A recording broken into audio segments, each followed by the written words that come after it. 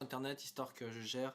Malheureusement, vous aurez compris, le déménagement fait que j'ai pas internet jusqu'au 23 décembre et que ça a retardé vraiment beaucoup de choses.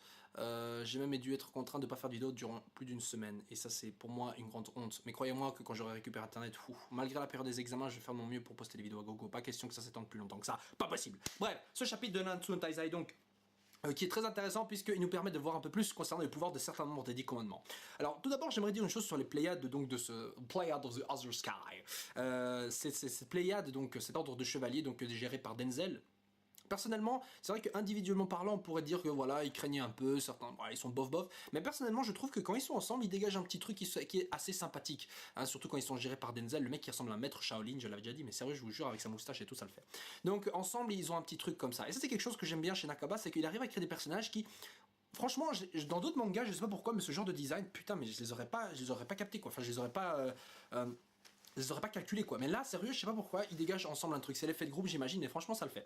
Bref, du coup, on voit au début du chapitre donc Doggett, le mec qui s'était fait exploser par Meliodas, qui arrive pour leur dire voilà que c'est leur garde est terminée, c'est à lui donc de prendre le tour de la garde. Pendant ce temps, on a à l'intérieur donc Frodin qui discute encore avec Denzel et Despiers en continuant de dire que voilà Gosser est en réalité l'ancien membre donc des 10 commandements. Alors il est appelé le commandement, enfin que Gosser est le Gosser l'altruiste. Alors l'altruiste, déjà pour deviner l'ancien commandement de Gosser, c'est pas si clair que ça. Faisons un peu le point sur les 10 commandements. Le premier, tu n'auras pas d'autre Dieu que moi. Ça, c'est le commandement donc qui a été attribué à Meraskila. Le deuxième commandement, c'est tu ne feras pas d'idole ni de représentation quelconque. Bah, ça, c'est pas franchement lié à l'altruisme, donc voilà. Mais je crois que ce tu ne feras pas d'idole est lié donc à Balor. Troisième, tu n'utiliseras pas. Pourquoi je dis ça? Parce qu'en fait, voilà, peut-être que Balor, voilà, il danse avec la terre, il moule la terre, il crée des représentations de divinité. Et vu que justement, lui-même était un ancien dieu des géants, peut-être que voilà, enfin je sais pas ce qui s'est passé, mais bon, soit. Troisième, tu n'utiliseras pas le nom de l'éternel. Voilà, c'est pour ça d'ailleurs qu'il n'aime pas qu'on l'appelle par son ancien nom Balor ou quoi, je sais pas quoi. Enfin, soit. Enfin, par son ancien nom, ouais, de géant quoi. Tu n'utiliseras pas le nom de l'éternel, de l'éternel ton dieu donc pour tromper. Bon ça je sais pas trop à qui ça pourrait correspondre, voilà on verra bien. Peut-être à Derriera ou Speed, je sais pas. Pense à observer le jour du repos ou le sabbat et faisant un jour consacré à l'éternel. Bon il y a moyen que ça ce soit en fait en réalité le commandement de Estarossa, puisque justement le commandement tu ne commettras pas de meurtre, donc tu ne tueras point, est attribué justement à Grey Road. Grey Road, donc celui qui accompagne, qui est venu justement pour en quelque sorte sauver Frodin, puisque justement ce gars avait pris l'apparence de Doggett pour tromper les deux membres des Pléiades qui étaient dehors. Bon. Donc vu que celui-là est pris, donc ça ne peut pas être ni Estarossa ni Zeldris. Donc voilà, je dis ça parce qu'on avait vu Estarossa se reposer, voilà et tout, donc il y a moyen que ce soit lui, c'est un gros glandeur qui est en fait un monstre de puissance quoi. Honore ton père et ta mère, ça je vois pas. Tu ne commettras pas de meurtre, voilà on sait déjà qui c'est.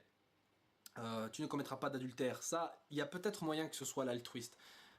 Voilà, je sais pas, parce qu'on voit, enfin, bon, je vais quand même continuer. Tu ne commettras pas de vol, ça, voilà, ce sera certainement un adversaire qui sera contre ban, ça c'est quasiment certain. Tu ne porteras pas de faux témoignages contre ton prochain. Alors ça c'est Galan. Et tu ne convoiteras pas la maison de ton prochain, ni sa femme, ni sa serviteur, ni son bœuf, ni son âne, ni rien qui lui appartient. Et ça je pense que soit c'est celui-là, ce dernier commandement, ou alors celui que j'avais cité, tu ne commettras pas d'adultère, mais je crois que c'est plus le 10e. Donc le dernier, tu ne convoiteras pas la maison de ton voisin, ni sa femme, ni son serviteur, son bœuf, son âne, ni rien qui lui appartient. Donc il y a moyen que ce soit ça. Enfin, peut-être, hein, c'est vrai que c'est lié en même temps, tu ne commettras pas de vol ou commettras pas d'adultère, enfin des trucs genre il vole le truc.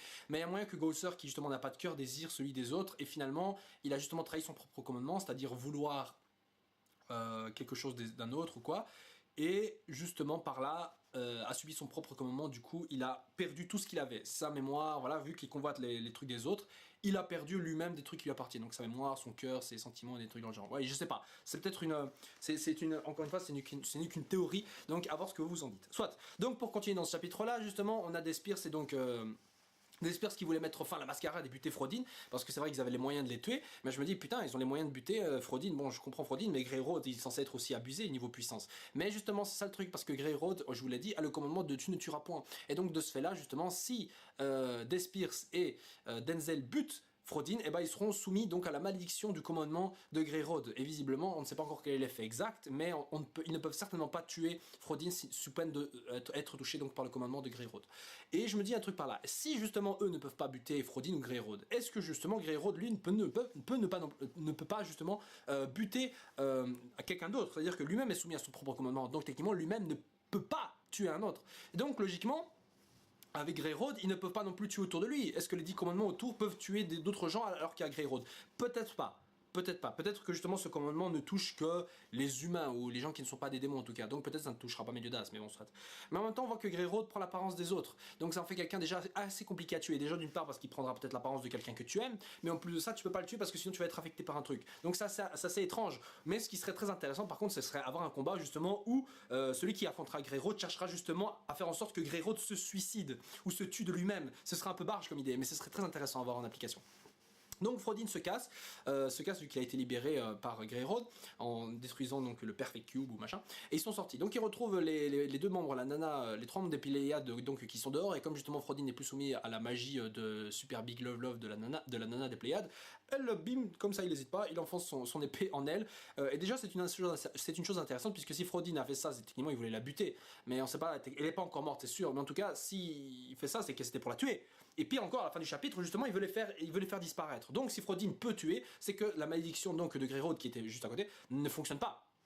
Donc il a le droit de le faire. Intéressant d'ailleurs en disant que Greyroad durant le truc avait dit qu'il sentait un truc assez étrange, assez intéressant, étrange comme ça de la part d'un des deux personnages qui était avec Frodin, donc des Spears ou Denzel, mais je pense que c'est plutôt Denzel.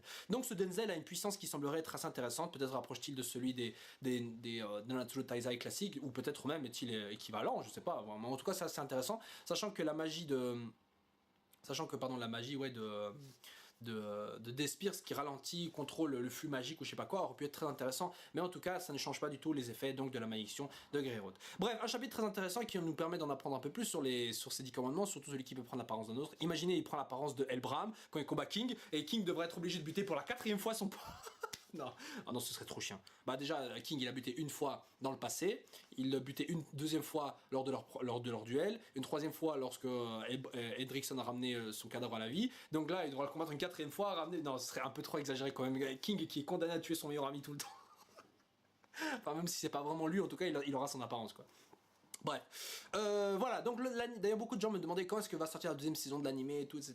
Je vous rappelle les gens qu'on est au chapitre 154 et que pour la première saison de l'animé, ça a couvert approximativement 98 chapitres. Donc techniquement, il faudra attendre alors jusqu'au chapitre 180, 190 pour justement avoir les épisodes. Je pense que c'est plutôt comme ça que ça va se faire. Peut-être qu'il y aura une annonce au chapitre 170, 180 et que voilà, la diffusion commencera quelques mois après. Donc je pense qu'une annonce bientôt, certainement.